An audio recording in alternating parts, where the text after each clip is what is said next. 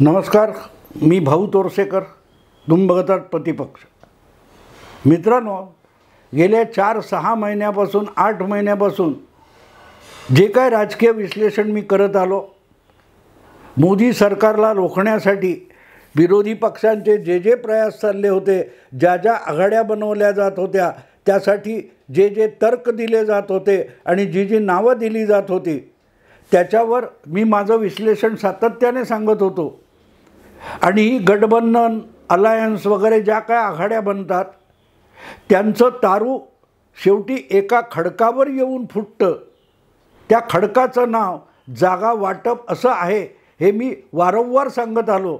आणि नेमकी तीच गोष्ट आपण आत्ता जे लोकसभा निवडणुकीच्या गडबडी चालू आहेत, त्यामध्ये महाविकास आघाडीतल्या एकमेकाशी जिवलग असलेल्या मित्रपक्षांमध्ये खडाजंगी चालली आहे, ती बघितल्यावर कळतं. गेल्या 5-6 दिवसापूर्वी कधीतरी, मला वाटते गुढीपाडव्याच्या दिवशी, शरद पवार, उद्धव ठाकरे आणि नाना पटोले हे महाराष्ट्रातले 3 प्रमुख पक्षांचे सर्वोच्च नेते यांनी एकत्र येऊन जागा वाटपाचा फॉर्म्युला जाहीर केला. काय ते 17, 21 आणि 10 वगैरे. पण त्यामध्ये अनेक जागांची मारामारी आहे, अनेक जण रुसले, हे आपण ऐकलं. पण मला आज परत एकदा त्या विषयाकडे एवढ्यासाठी वळायचं आहे की या सगळ्या प्रकारामध्ये नाना पटोले, जे महाराष्ट्र प्रदेश काँग्रेसचे अध्यक्ष आहेत, त्यांचं एक विधान किंवा वक्तव्य जे आहे ते मला हायलाईट करायचं आहे. नाना पटोले म्हणाले की कोल्हापूरची जागा काँग्रेसला देण्यासाठी सांगलीची जागा परस्पर शिवसेनेने बळकावली. त्यावर प्रतिक्रिया देताना नाना पटोले म्हणाले की सांगलीची जागा आम्हाला द्यावी लागली, सोडावी लागली, म्हणजे आमच्या तोंडचा घास काढून घेतला, काँग्रेसच्या तोंडचा घास काढून घेतल्यासारखं झालेलं आहे. नाना पटोले, एक गोष्ट विसरलात की ज्यांच्या संगतीत गेलात त्यांच्या संगतीत असा धोका असतो, हे कोणी तत्त्वज्ञान म्हणून किंवा पुस्तकात कॉलेजमध्ये शिकवलं जात नाही. हा अनुभवाचा बोल असतो. जो माणूस इतरांना दगा देत असतो, त्याच्याकडे बघून आपणही शिकायचं असतं. अगदी आपल्याशी दगा फटका होईपर्यंत प्रतीक्षा करायची नसते. अगदी काय त्या सर्कशीमध्ये काम करणारे, शिकारीला जाणारे जे लोक असतात, त्यांना आपल्यालाही कधी जंगली श्वापदाकडून जीवाचा धोका आहे हे कोणी समजावून सांगण्याची गरज नसते. ते धोका पत्करूनच तिथे जात असतात.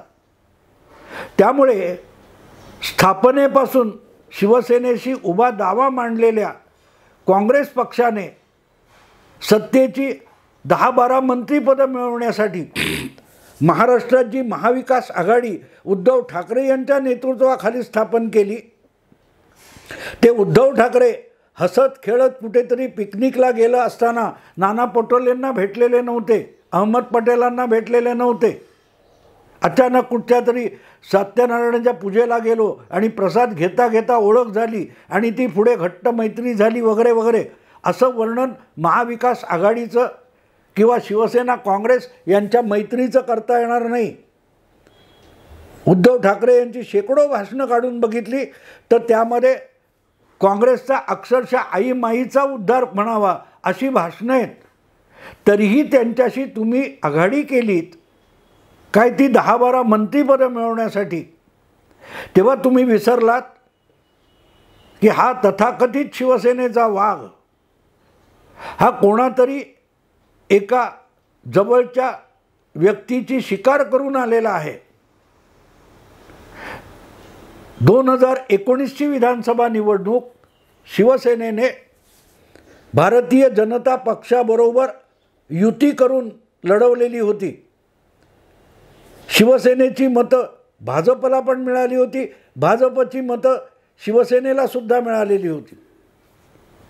एकत्र एका मंचावरून शिवसेना भाजप या दोघांनीही प्रचार केलेला होता आणि त्या विधानसभा प्रचारामध्ये भाजपचे महाराष्ट्राबाहेरचे आणि दिल्लीतले राष्ट्रीय नेते सुद्धा आलेले होते. देशाचे गृहमंत्री अमित शाह, देशाचे पंतप्रधान नरेंद्र मोदी, खुद्द तत्कालीन मुख्यमंत्री देवेंद्र फडणवीस यांच्याबरोबर शिवसेनेचे अनेक नेते आणि शिवसेनेचे पक्षप्रमुख उद्धव ठाकरे त्या मंचावर बसत होते आणि त्या मंचावरून सातत्याने एक गोष्ट सांगितली जात होती, ती म्हणजे देवेंद्र फडणवीस हे युतीचे नेते आहेत आणि तेच मुख्यमंत्री होतील. डझनावारी सभा झाल्या.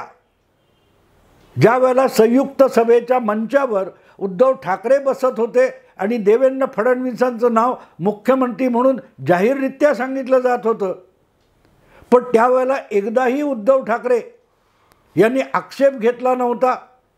युती करताना अर्ध मुख्यमंत्रीपद म्हणजे 2.5 वर्ष तुम्ही, 2.5 वर्ष आम्ही, 2.5 वर्ष भाजपचा मुख्यमंत्री, 2.5 वर्ष शिवसेनेचा मुख्यमंत्री असा करार झालेला आहे, हे चुकूनही उद्धव ठाकरे बोलले नव्हते. अगदी निवडणूक प्रचाराच्या सभेमध्ये, त्या दरम्यान पत्रकार परिषदेमध्ये किंवा कुठल्याही जाहीर वक्तव्यामध्ये उद्धव ठाकरे किंवा त्यांच्या पक्षाचे जे जागतिक महाप्रवक्ते आहेत त्यांनी सुद्धा शिवसेनेला मुख्यमंत्रीपद मिळणार ही भाषा वापरलेली नव्हती. देवेंद्र फडणवीस हेच मुख्यमंत्री आणि उद्धव ठाकरे यांच्यामुळेच छाती ठोकपणे देवेंद्र फडणवीस परत सांगत होते, मी पुन्हा येईन, मी पुन्हा येईन, मी पुन्हा येईन. हे सगळं करून निवडणूक जिंकण्यात आली आणि निवडणुकीचे निकाल पूर्ण झाले. भाजपला 105 आणि शिवसेनेला 56 आमदार म्हणजे प्रचंड बहुमत, क्लिअर कट निर्विवाद बहुमत महायुतीला जनतेने दिलं होतं. ती जनता कशावर विसंबून होती की महायुतीचं सरकार येणार आहे, देवेंद्र फडणवीस मुख्यमंत्री असणार आहेत आणि विनाविलंब निकालानंतर सरकार स्थापन होणार आहे. या विश्वासावर सामान्य मतदाराने युतीला मतदान केलं होतं. त्या मतदाराने काँग्रेस आणि राष्ट्रवादी या दोनही पक्षांनी महाआघाडी बनवली होती. त्या आघाडीला झिडकारलेलं होतं आणि हे मी सांगतोय असं बिलकुल नाही. काँग्रेसचे तत्कालीन प्रदेशाध्यक्ष बाळासाहेब थोरात यांनी पण पत्रकारांना तेच सांगितलं होतं की मतदाराने आम्हाला विरोधी पक्षात बसायचा कौल दिलेला आहे. राष्ट्रवादी पक्षाचे सर्वेसर्वा शरद पवार यांनी पण नेमकं तेच सांगितलं होतं की सरकार बनत नसेल तर आम्ही काय करणार. जनतेने राष्ट्रवादी किंवा काँग्रेसच्या आघाडीला सरकार बनवण्याचा कौल दिलेला नाही. जनतेने राष्ट्रवादी आणि काँग्रेस पक्षाला विरोधी पक्षात बसायचा कौल दिलेला आहे आणि ज्यांना बहुमत दिले म्हणजे महायुतीला, शिवसेना भाजप युतीला बहुमत दिलेलं आहे, त्या सरकार कसं बनणार आणि कधी बनणार हे महायुतीला जाऊन विचारा, असं बाळासाहेब थोरात आणि शरद पवार पत्रकारांना सांगत होते. ऑक्टोबर नोव्हेंबर 2019च्या सगळ्या काय त्या रेकॉर्डेड क्लिप आहेत त्या काढून बघा, सापडेल तुम्हाला, सगळ्या चॅनेलवर सापडेल. असं असताना निकाल पूर्ण झाले आणि राज्यपालांना जाऊन भेटायचं, आमच्याकडे बहुमत दिलंय जनतेने, आमचा शपथविधी उरका. यासाठी देवेंद्र फडणवीस लागोपाठ मातोश्रीवर फोन करत होते, उद्धव ठाकरेंना फोन करत होते, पण उद्धव ठाकरे पत्रकारांच्या कॅमेऱ्यासमोर येत होते पण देवेंद्र फडणवीसांचा फोन उचलत नव्हते.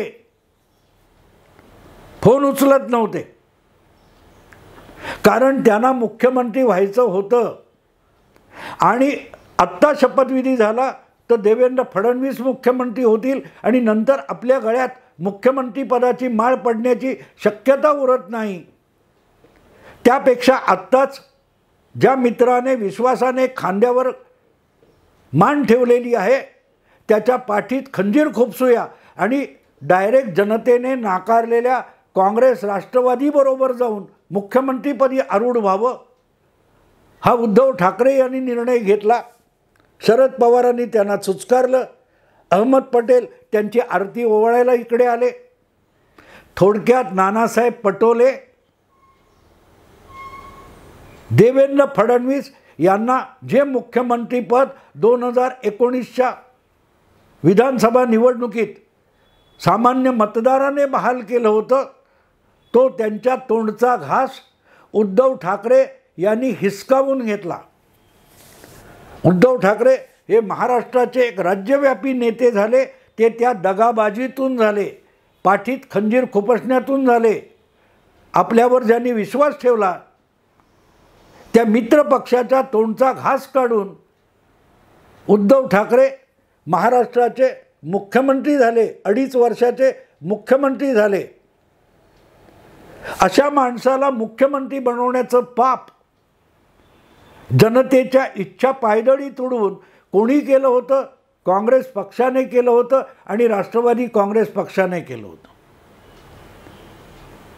आणि हा जगासमोरचा अनुभव होता. ही उद्धव ठाकरे ही विश्वासार्ह व्यक्ती नाही. ही कधीही कुठेही दगाबाजी करू शकते, हे त्यांचा सख्खा चुलत भाऊ राज ठाकरे जाहीरपणे सांगत असतो.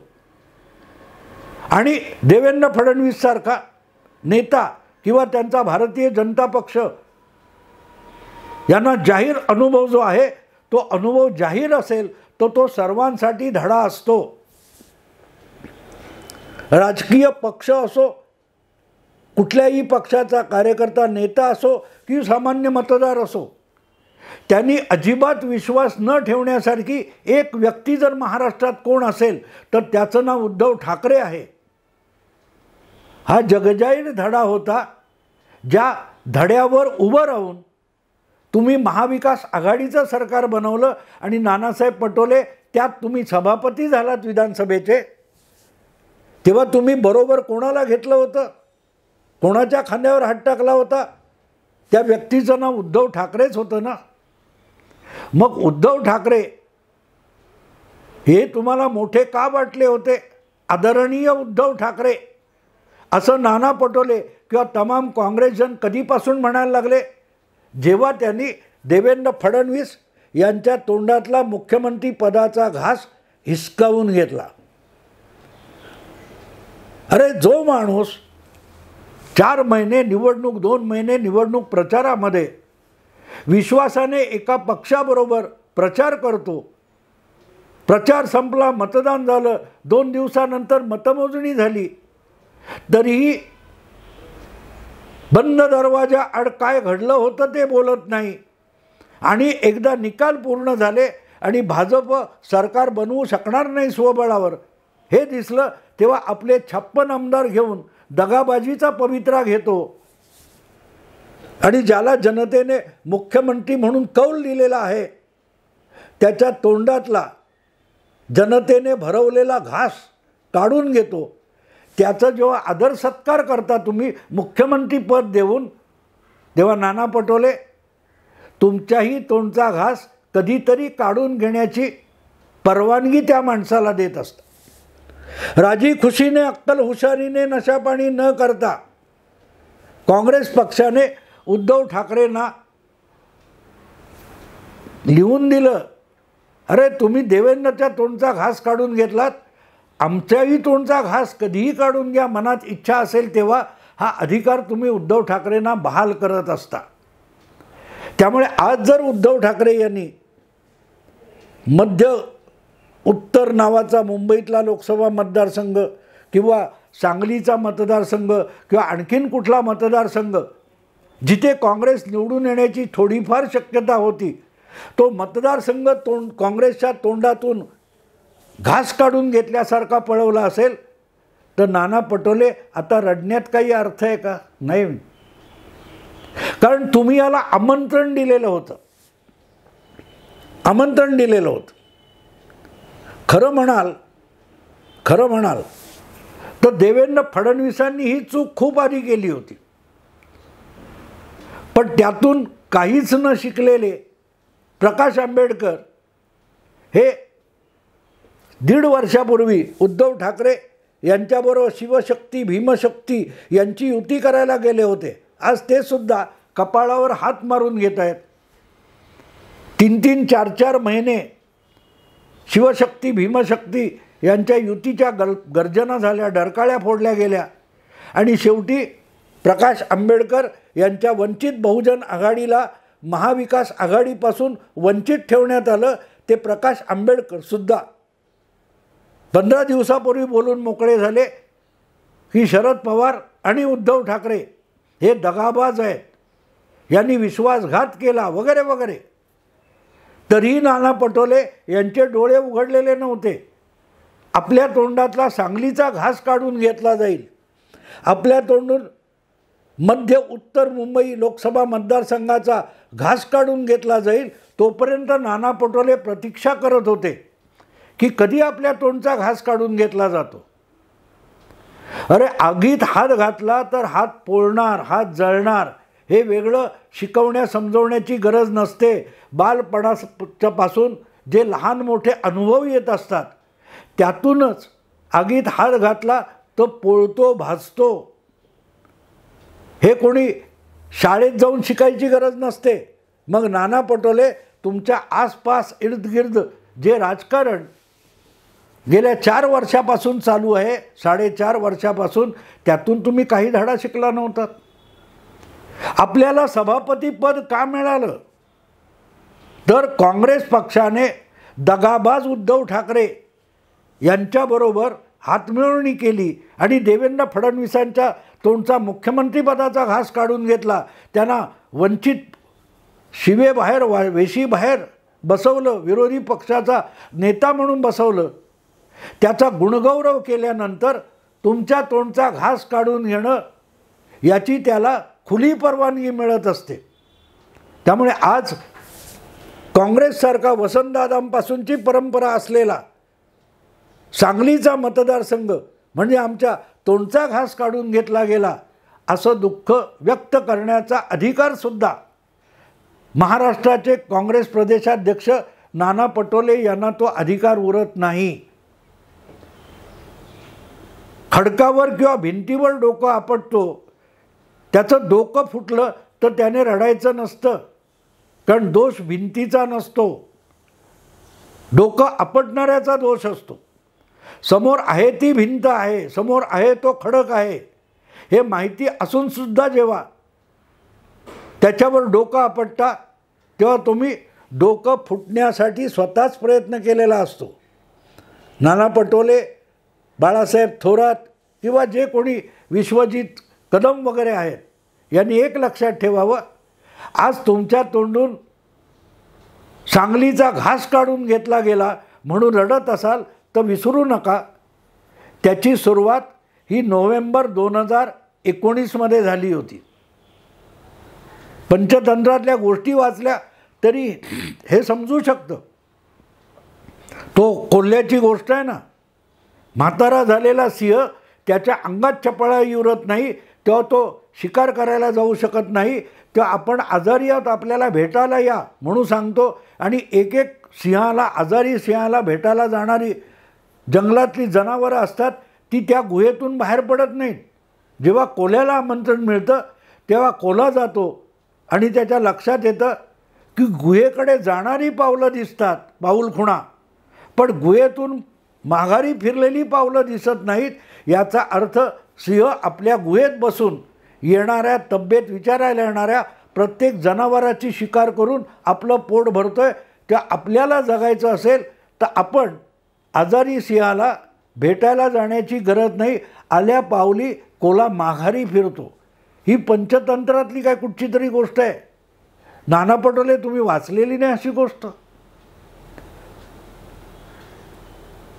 किंवा आपल्याकडे एक म्हण आहे, सुपातले जातातल्यांना हसतात. नाना पटोले साहेब, तुम्ही जात्यात होता आणि देवेंद्र फडणवीसांना हसत होता.